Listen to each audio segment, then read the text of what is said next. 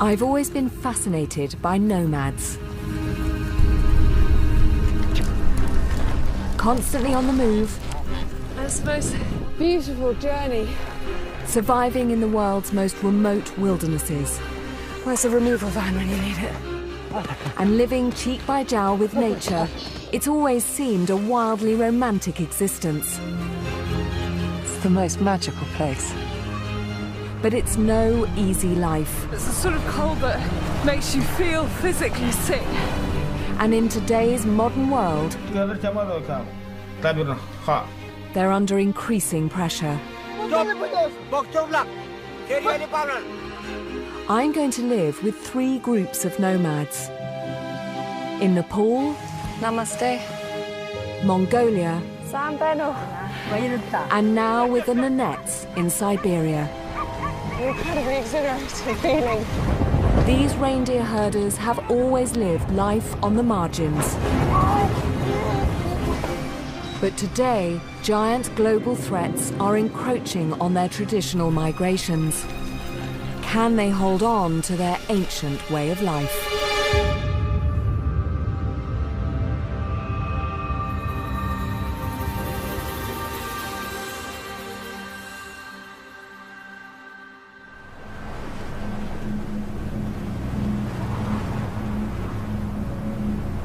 The Yamal Peninsula in northern Russia, a vast and frozen wasteland jutting deep into the Arctic Circle.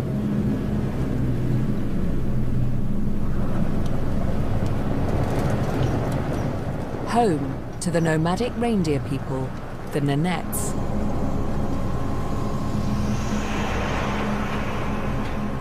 In their language, Yamal means end of the world, and if anywhere feels like that, it's this place. Minus 26 is the air temperature, but with the wind chill, it's minus 35.3.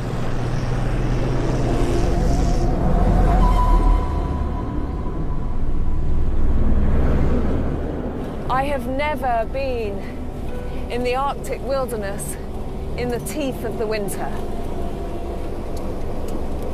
I feel inadequately prepared for life in a landscape like this and in temperatures like these. It's truly impossible to imagine how any human being could or would choose to live in a region like this. The Nanettes have survived in these extremes for generations. But now they're facing serious threats that could undermine their traditional way of life.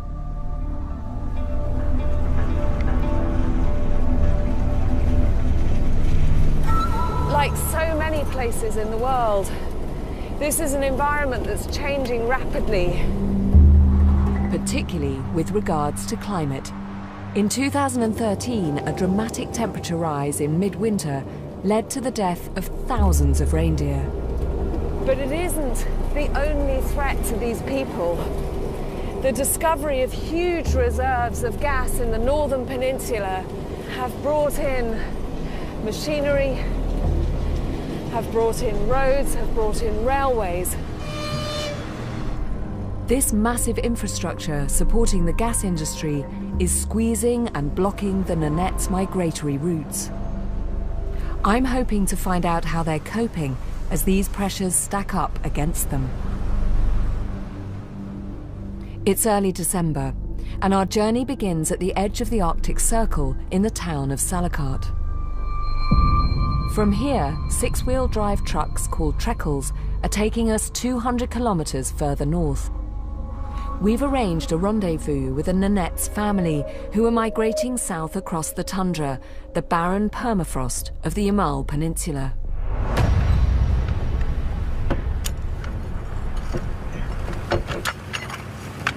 We've been making our way painfully slowly along this very difficult road, and suddenly the truck in front of us, which is carrying all the fuel and a lot of our equipment, lost an entire tyre.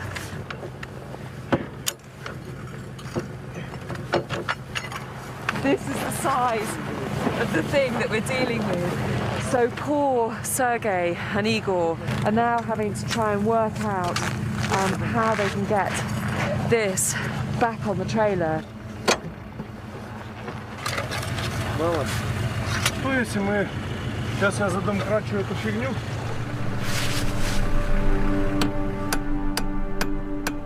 As night falls, the temperature drops to -40. Attempting a repair in these conditions is perilously difficult.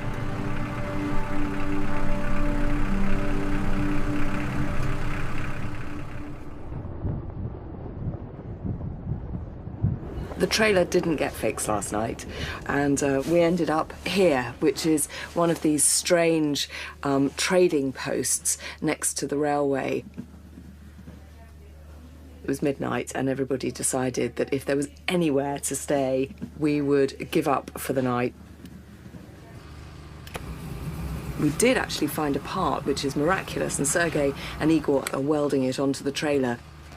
But we spent the night here in a shipping container, everybody crowded in together. Frankly, if we manage to get to the Nanets camp today, I think it'll be a miracle. This remote trading post serves as a depot for Gazprom, the Russian energy giant exploiting the gas fields here. And as one of the many reindeer slaughterhouses that are dotted across the peninsula. In recent years, many Nanets have been forced to leave their nomadic lives. Some of them have ended up working here. I heard there was very bad weather for reindeer last year, and that a lot of herders like yourself lost a lot of animals.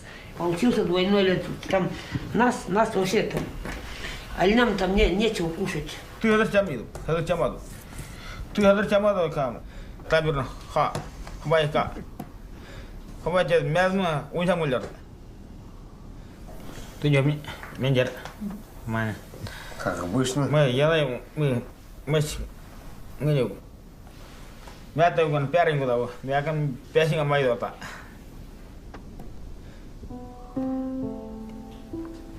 Да, дарыгу. Да, там, я там, махрави кондом махраваш, махраваш. 3 месяца махрам тикон, 4 месяца махрам, заработаю. Хабардан, и мы коробканы хабардан. Ты уверен, не капото, то я не вижу. Уверен, если ты нарим, ты нарим. Харав гила, тарнинго, хараван. It's a truly heartbreaking story, one that's been repeated across the tundra. In 2013, over 15,000 reindeer died, and over 60 families were ruined. Is there one thing that you would hold responsible for that you would blame for that?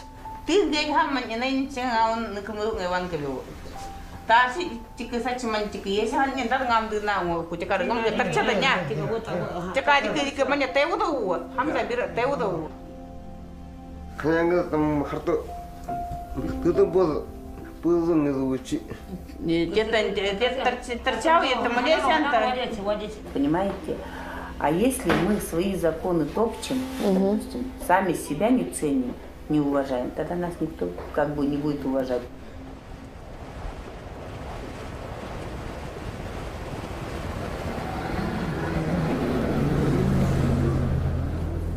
With the trailer repaired, there's over 100 kilometers to go. And the temperature is a staggeringly low -54.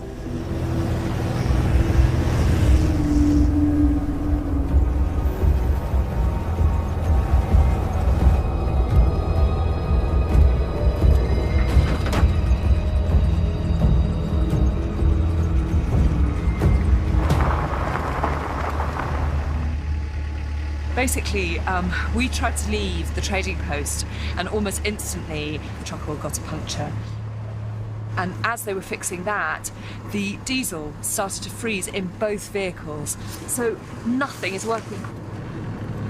I think the real concern is that if we try and head off even further into the wilderness, we might be stranded in the middle of nowhere.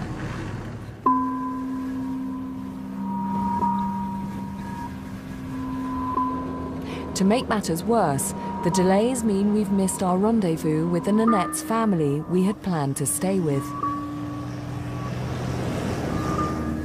We've no choice but to head back to our starting point, the town of Salakart.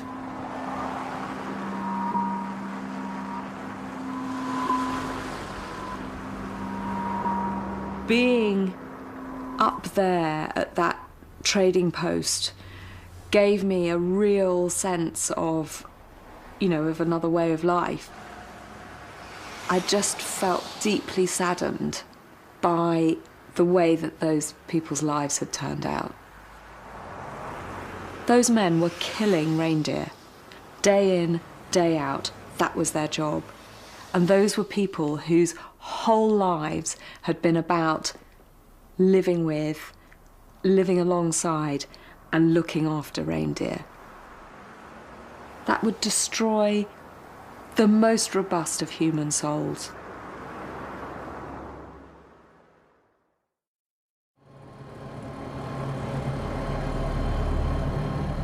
Having missed the meeting with our original family, we need to find another group who will take us in. Our quest for a new reindeer herding family has begun in a different truckle, this one running on petrol, so hopefully it won't freeze up, despite the fact that it is absolutely bitter again outside, -35. We head for another slaughterhouse where we've been told Nanette's families are delivering their reindeer.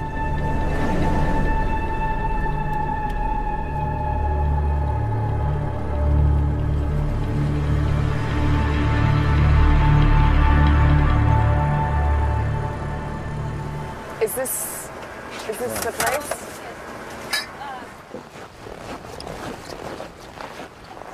The slaughterhouse is over there.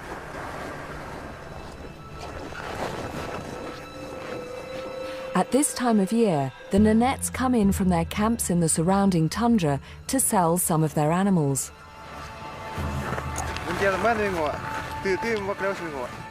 The cash they earn will buy what they need to survive the year ahead. Maybe we'll go up. Let's go up and see. It's an extraordinary but sad sight as the reindeer are rounded up into pens ready for slaughter.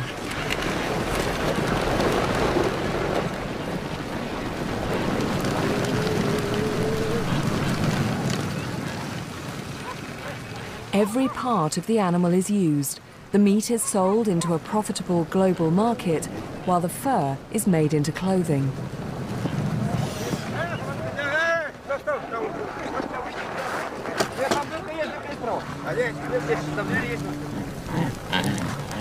It's indescribably cold. It's the sort of cold that makes you feel physically sick if you exert yourself in any way.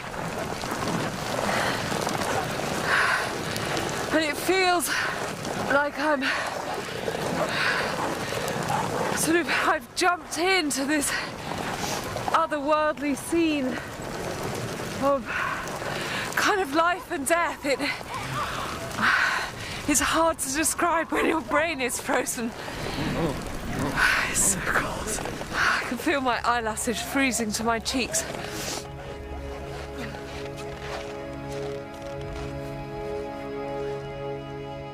The Yamal Peninsula is home to the world's largest reindeer population, with 600,000 animals looked after by 15,000 nomads. It's rather sad that my first view of the reindeer here is the ones that are about to be slaughtered. But I suppose what they also represent is the survival for another year of the people who own them.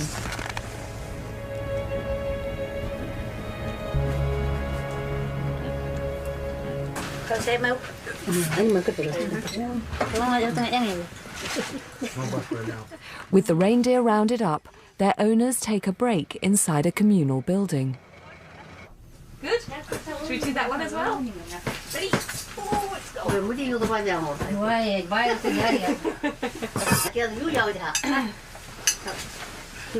There are several families here, but one seems particularly friendly. So Natasha, who lives with your family? And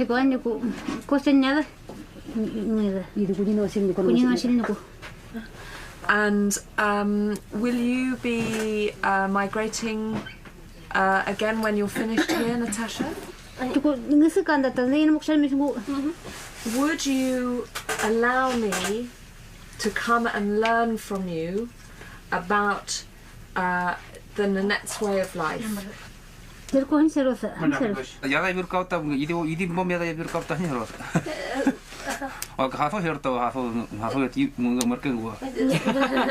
are in charge, always.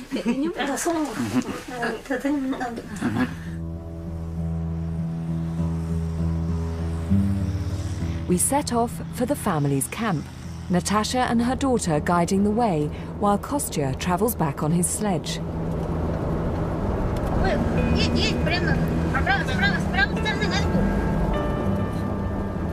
It's an hour's drive through the snow and across a frozen river.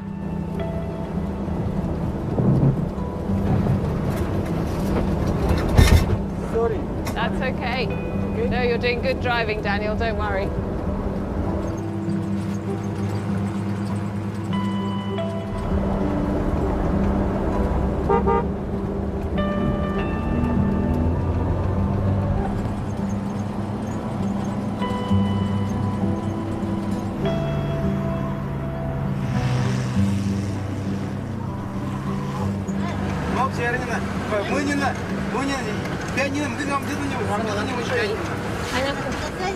Ой. На связи, да? She is trying to fall. Связи рыгырка, сауна не маркиза. There's a man up the tree here. I was thinking, what on earth is he doing? Apparently he's trying to get mobile phone signal. This is modern nomadism for you. Oh, it's beautiful, look. Kuyumya. Natasha. Natasha and Kostya are nearing the end of their 500-kilometre seasonal migration. At the moment, they're moving every few days. They're travelling with two other families. Next door is Yegor, Kostya's brother, and in the third tent, or chum, is their friend Vitaly.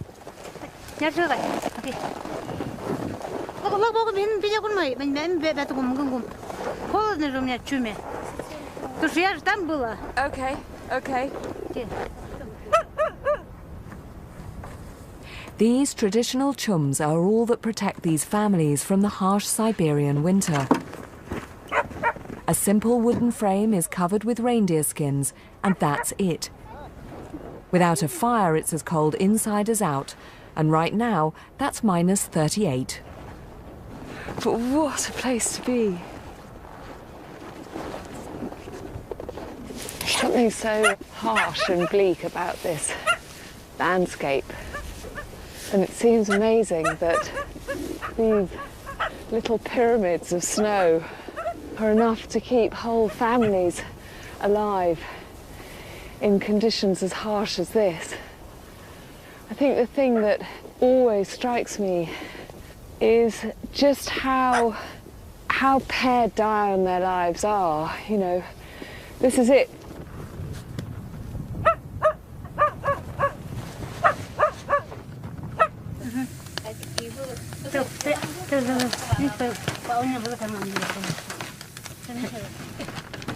Natasha and Kostya have 4 children, 3 boys away at boarding school and a 5-year-old daughter, Papanea, and their cat, Marushka.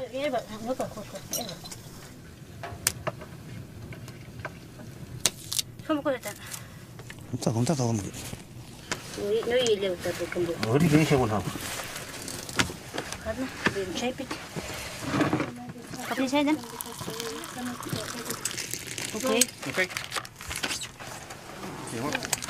What type of fish is this? Is it from the river or from the sea?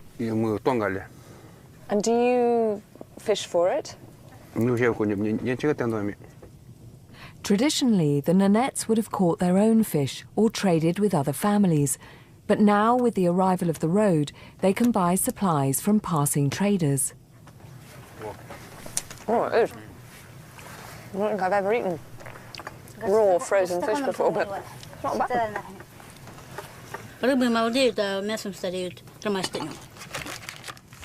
It seems the modern sits alongside the ancient here.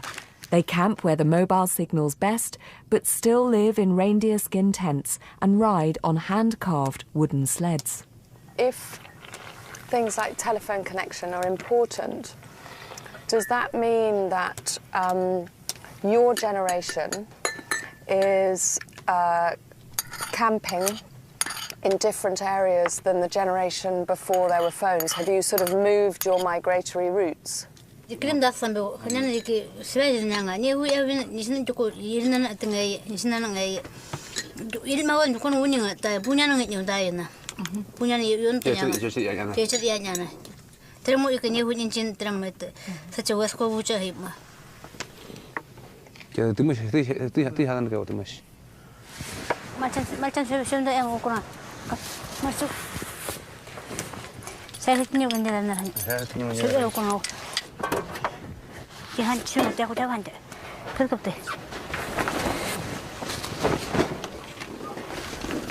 Kostya has to move the herd to new pasture.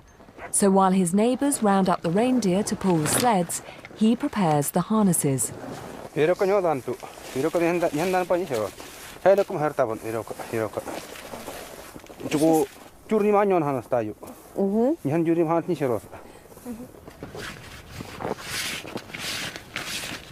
So is it the same rule for children?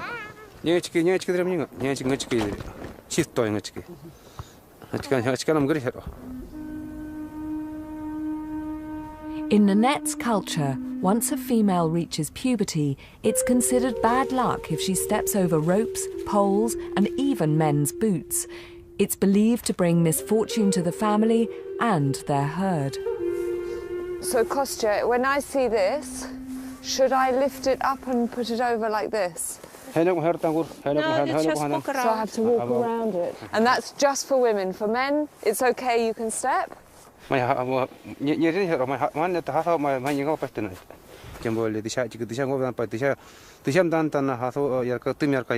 Okay. These ancient beliefs are part of the Nanette's animist faith. They believe everything in nature possesses a spiritual force.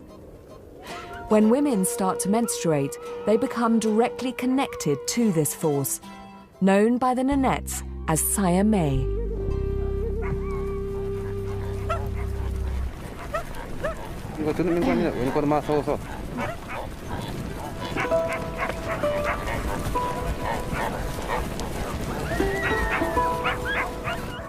Kostya and his neighbours share over 300 reindeer, and like their ancestors, they rely on them for food, warmth and transport. The three families own individual animals, but they all share the workload. Amazingly, Kostya, Yegor and Vitali can tell each animal apart, even at several hundred meters. Oh, we got it. Good shot.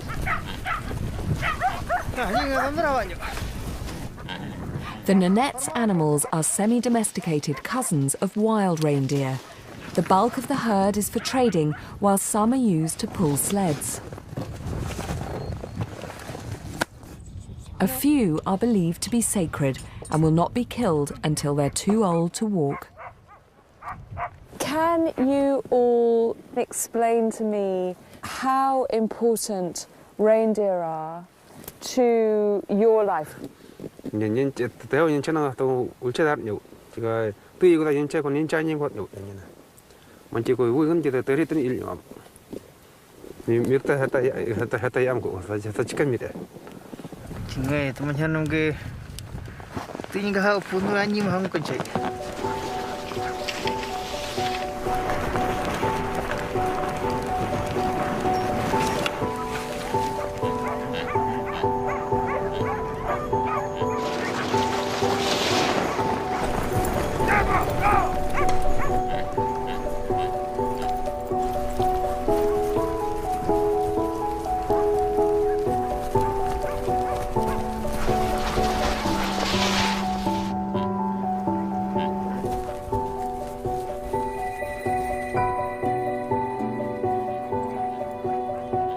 Bercaca, bercaca.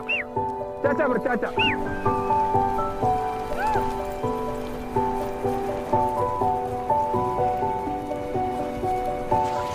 So this is my first breakneck ride on a reindeer sled. It's an incredibly exhilarating feeling. We're taking the herd out to new pasture for the night. It's a 4-kilometre ride. And the ground looks incredibly rough, but it's actually quite a smooth ride, and they move a lot faster than you'd think.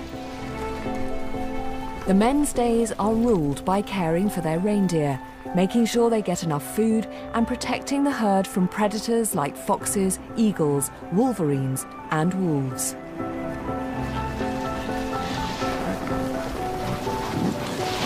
Actually, it's quite heavy. I don't quite know how we're going to get through here. We're going just splashing through some trees.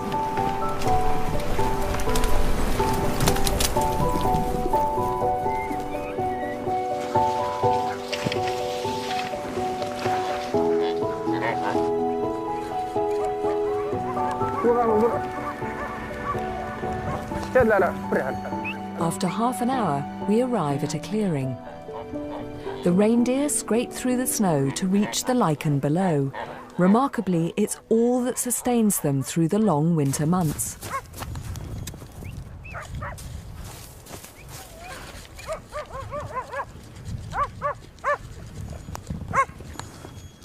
The Nannettes need to be constantly on the move, migrating up and down the peninsula to ensure that their herds have enough to eat. Just to be out here with these people, having had all the trials and tribulations we've had.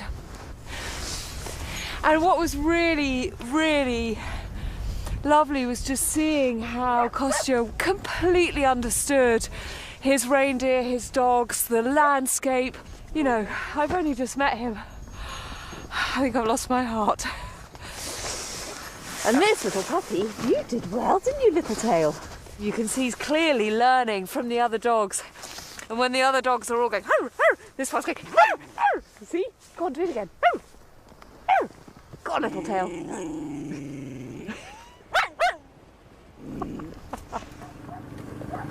Это он как это могу. Хорошо, поняла.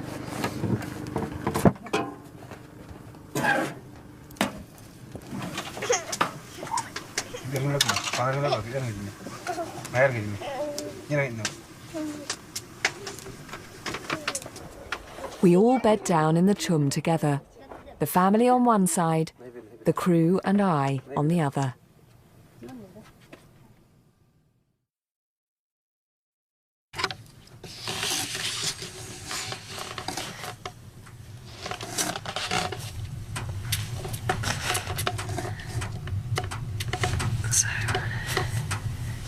I'm not quite sure what time it is in the morning.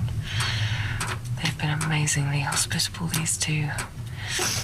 They absolutely refused to let me and the crew sleep in a tent. They thought we'd die.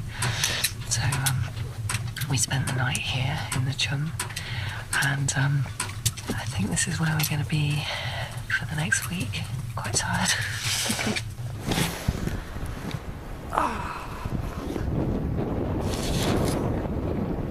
So there is many challenging things about this environment, but there's one challenge that doesn't get any easier, and that involves quite a long walk through thick, inhospitable snow, the wind howling, your nose dribbling, until finally you think, okay, is this far enough away? But we have to bear in mind that it's about -20 out here this morning, so the key is be quick.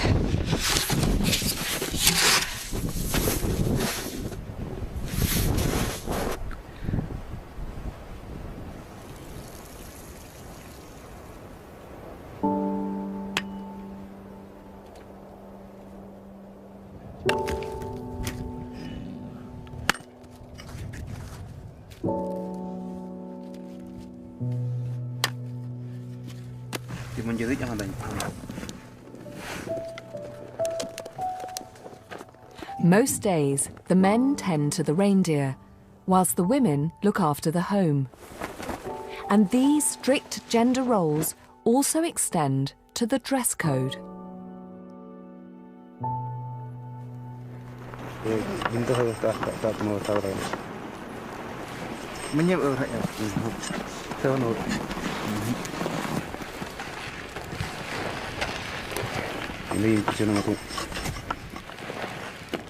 It turns out I've been unwittingly upsetting the men with my clothing.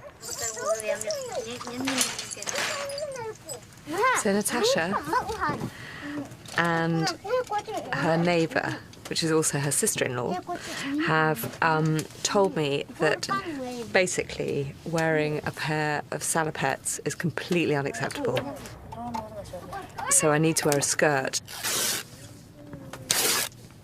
So do you both make all your clothes?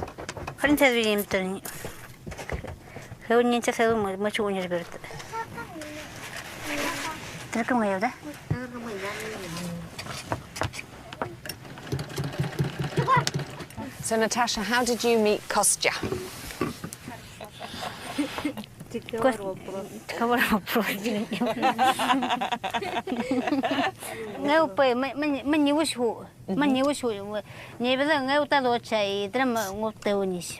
What happens? Can you tell me about Nanette's wedding?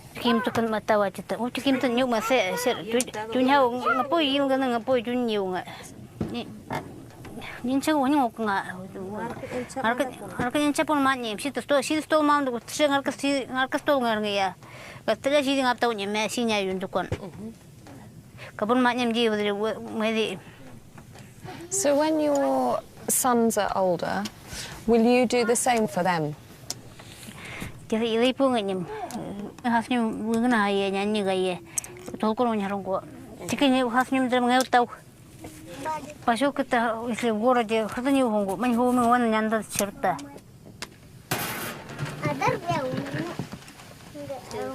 Okay, so I put it in like that.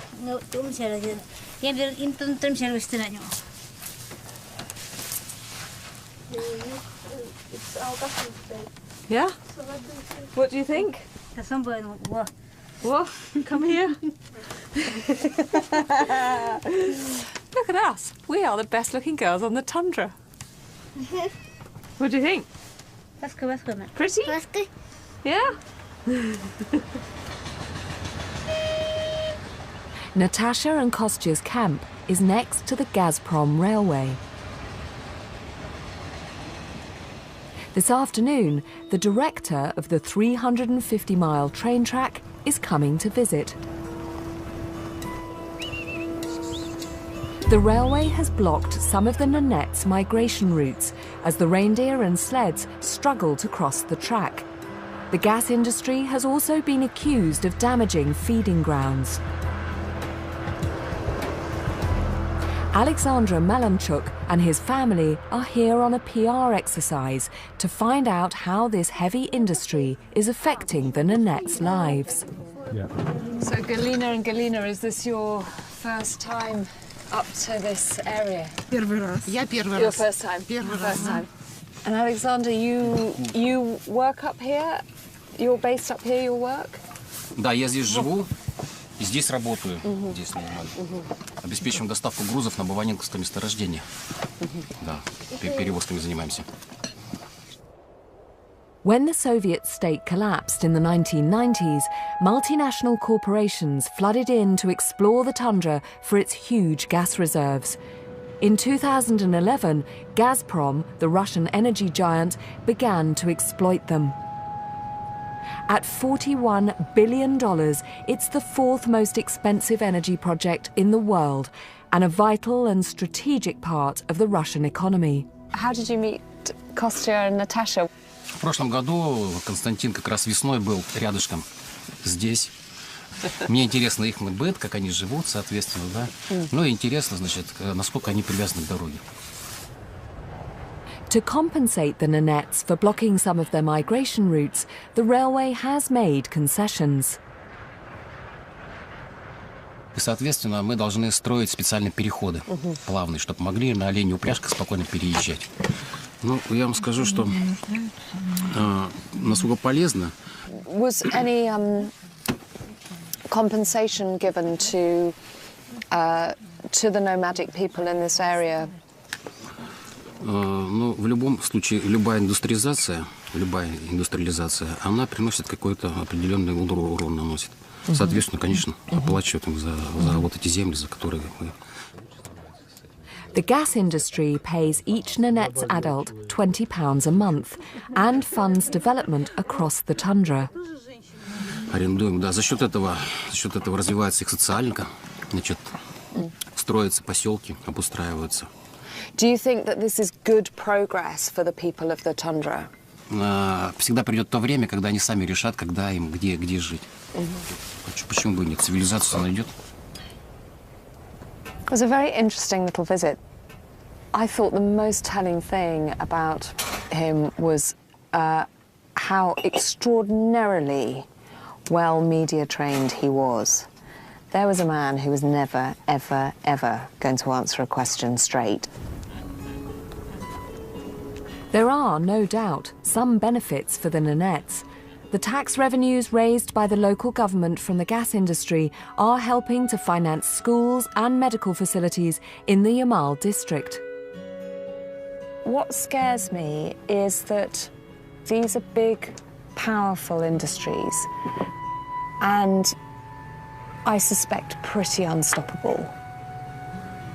Is this a way of them seemingly to be doing the local people here a favour when actually what they're doing is gently eradicating their culture?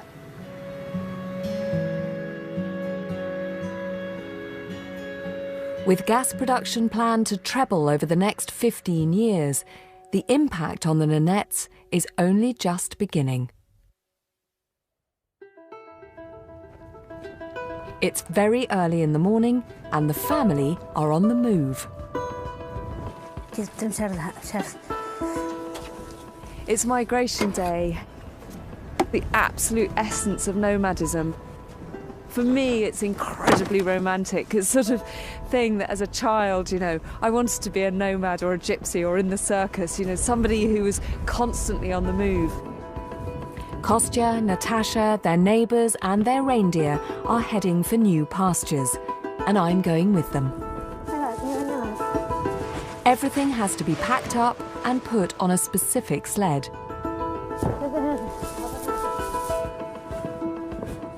Literally 5 minutes ago, everyone was sitting around, very relaxed, having tea, and then suddenly the whole thing is dismantled in what seems like moments.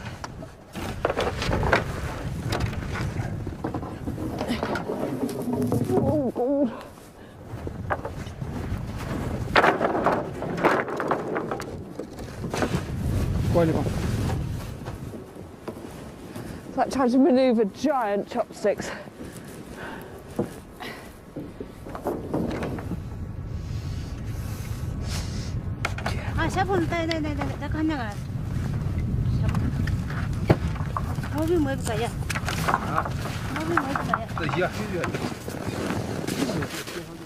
It's taken 3 hours to pack 3 families and their entire lives onto 33 sleds.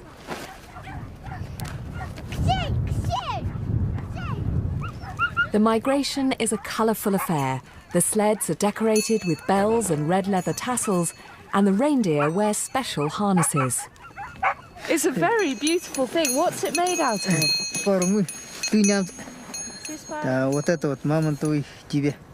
This is mammoth? Really? Do you still find mammoth sometimes out in the tundra?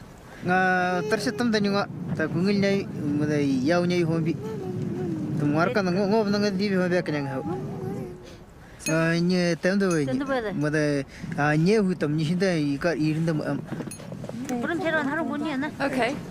The women are concerned that this jacket won't be good enough. And actually, oh my god, but that looks very special. This reindeer skin coat is called a yagushka. Handmade and intricately embroidered by the women, it can take as long as a year to complete. Like that. It looks very special. Are you sure I'm allowed to wear this? Gradually they're getting their wicked way and turning me into an Annette's woman. Good. Yeah? Oh, I feel very, very honoured.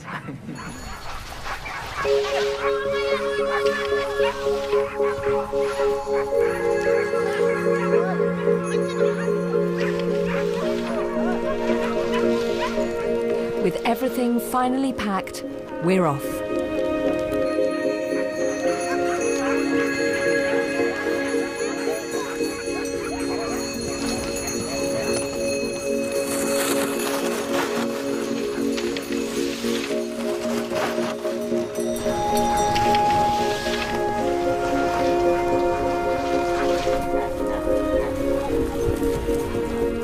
We head down the ice road alongside the railway, with the herd following behind.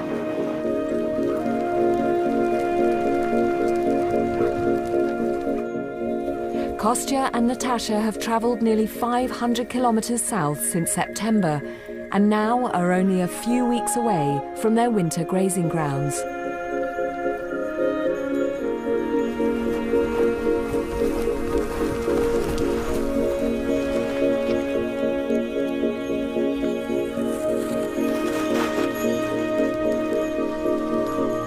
Dusk's falling as we head off the road and onto the wide, open tundra.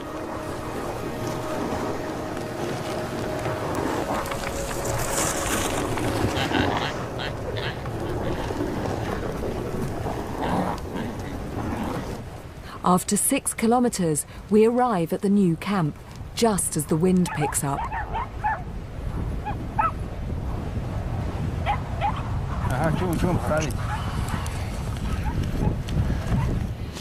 Beautiful journey. There's something just amazing about looking back, and there was this great line of reindeer and their sledges and their loads. And what was quite funny was we stopped in this place and then Natasha came up and we could see her standing like this. She was checking the mobile phone signal, and I'm assuming it was okay. Oh, hold on, Kostya. Because we've now stopped.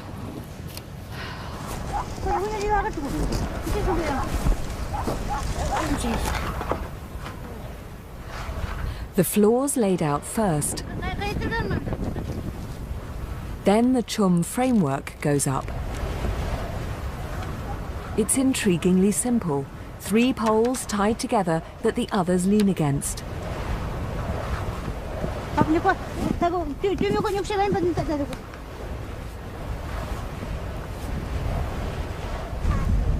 But trying to cover the frame with a gale blowing is a bit of a challenge. Раз, два, три.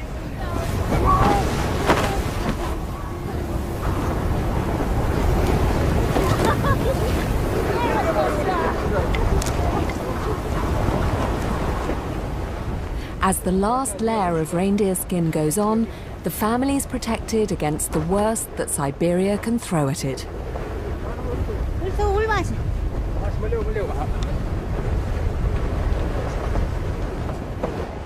Natasha lights a fire inside, and the dogs curl up outside.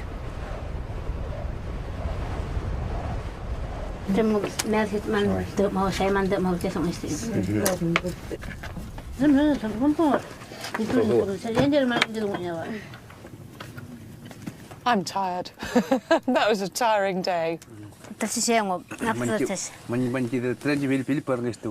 But will this be now where you spend the rest of the winter?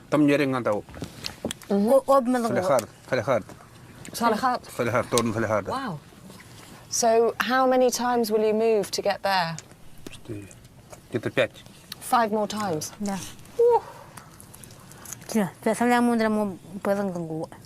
When do you then begin to migrate back in the summer. Апрель обратно. Punya апрель. Well, it was a great honour to be part of it today. Альмань бивач. Подрагом той на нянго. Унин жарна тер мусит нян беру, некол перу. Кошкамо, мусами. Ну, эмангласты.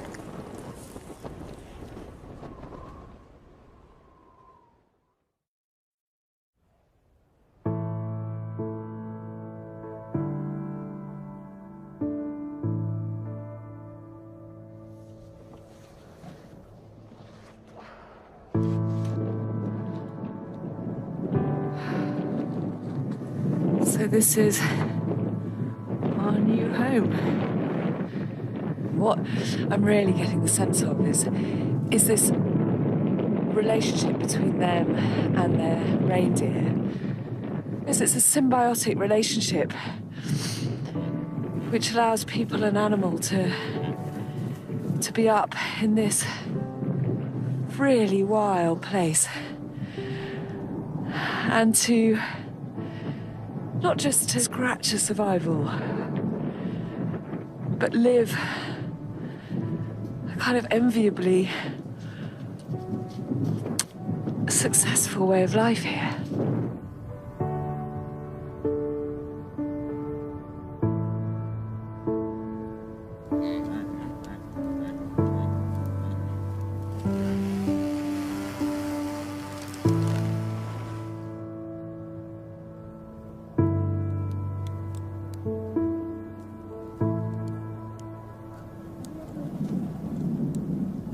It's quite funny, I just caught Natasha having a little moment with some of her reindeer. She's a complete softie, and she comes out here with bits of bread and feeds some of her favourites.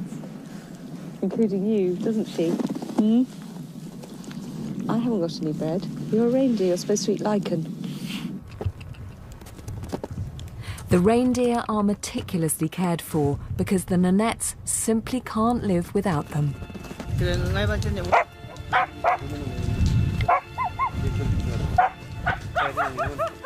Reindeer meat is the staple food, and one animal can last a family up to a month.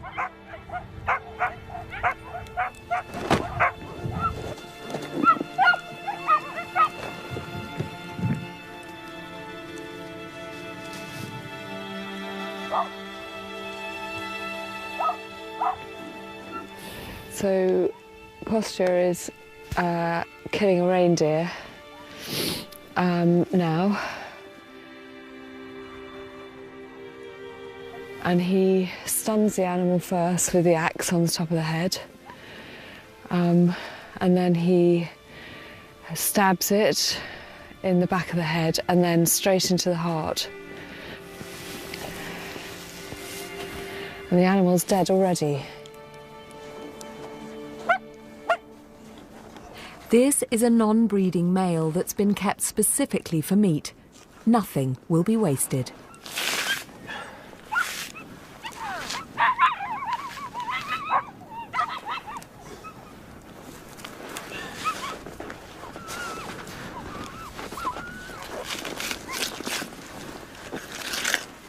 The Nanettes eat some of the reindeer meat raw, and the fat and offal while it's still warm.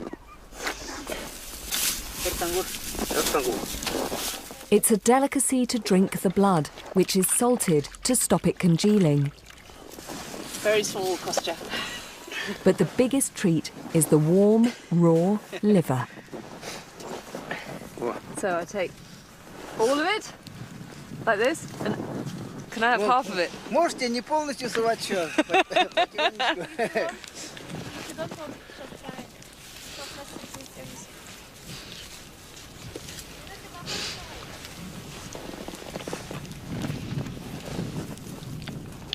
It's quite a mental process to eat this.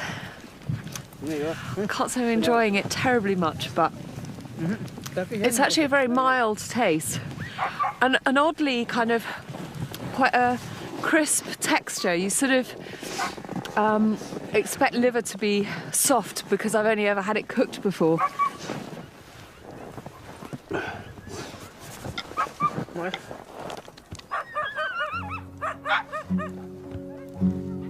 The families gather round the reindeer carcass to eat their fill, but they've asked us not to film any close-ups. In the past, the Nanettes have been portrayed badly in Russian and foreign media, sometimes being called savages and even vampires for eating raw meat. But why wouldn't you eat the meat while it's fresh and warm? In this cold, it'll be frozen solid in minutes.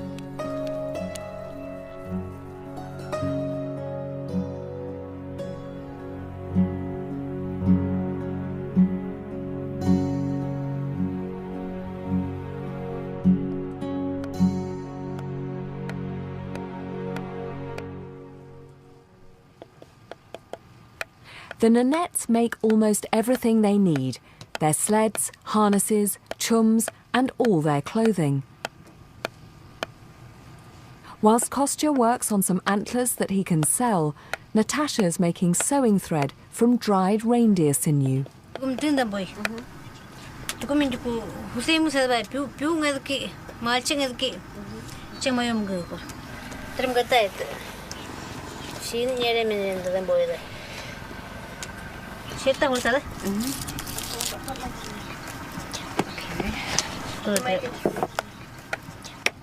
I got my own hair. I should have plaited it into my hair.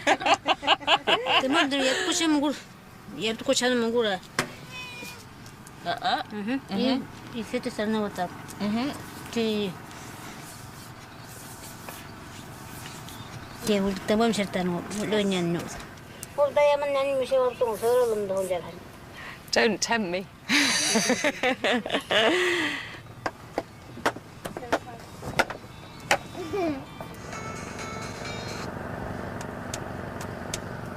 Hello?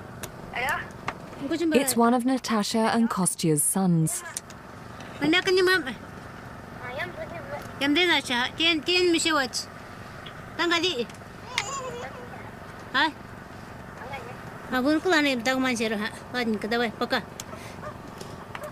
Their 3 sons are away at school.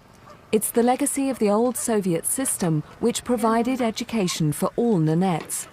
Most children have to board as their parents are constantly on the move.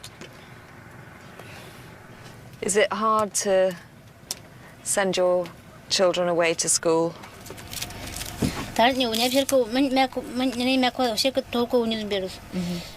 And do they then come back and spend the holidays here with you? And Papanea, how old will she be when she goes to school?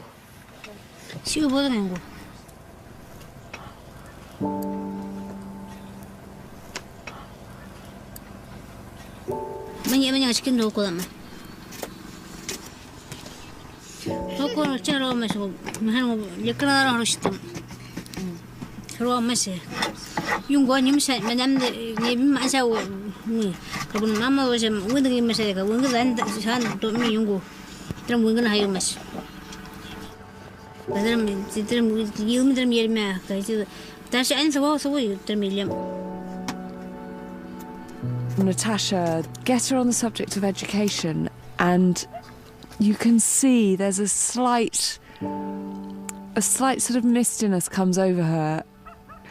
She would love, I think, to have gone to university. And although Kostya and Natasha feel very rooted here to the tundra, it would be interesting to see what choices their children make. And I suppose the reality is, will they actually be able to make that choice, or will gas extraction and climate actually take that choice away from them? I don't know.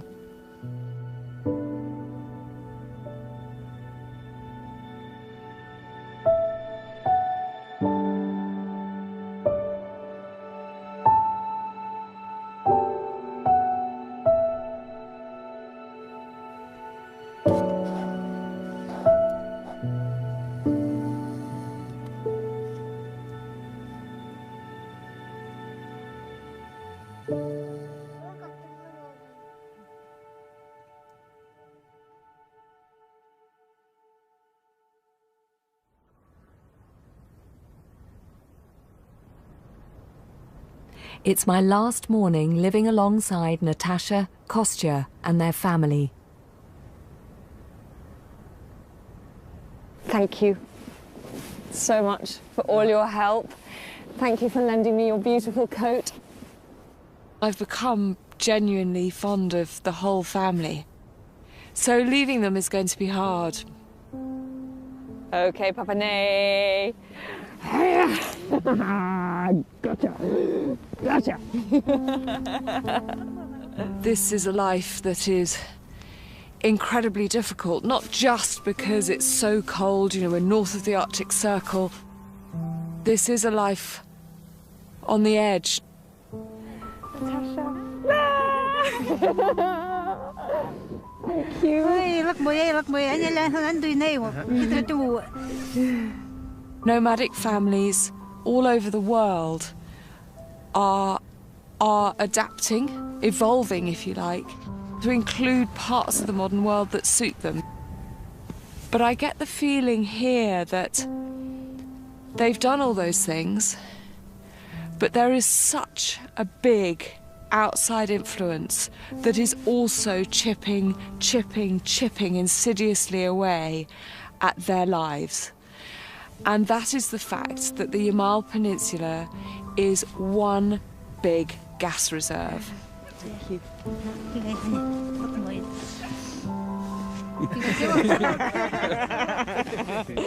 Thanks, Kostya. Spasiba. Frankly, a few nomadic people are not going to be able to stop that level of development. And I really hope I'm wrong, but I'm just not sure, and that makes me feel genuinely sad. Next time, I journey to Mongolia. It's the most magical place. To live with a family of nomads who are adapting to the modern world, deep in the Gobi Desert. But life in this wilderness is still dominated by the power of nature. Like any good Mongolian spring day, it's starting to snow.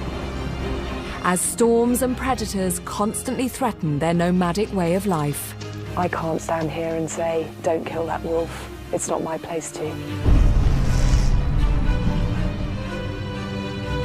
Kate's adventures continue next Friday at 9. Great footballers pitch up on Claire Balding's show next on BBC Two. Paul Gascoigne on life and addiction, along with Stuart Pearce and goalie David Seaman.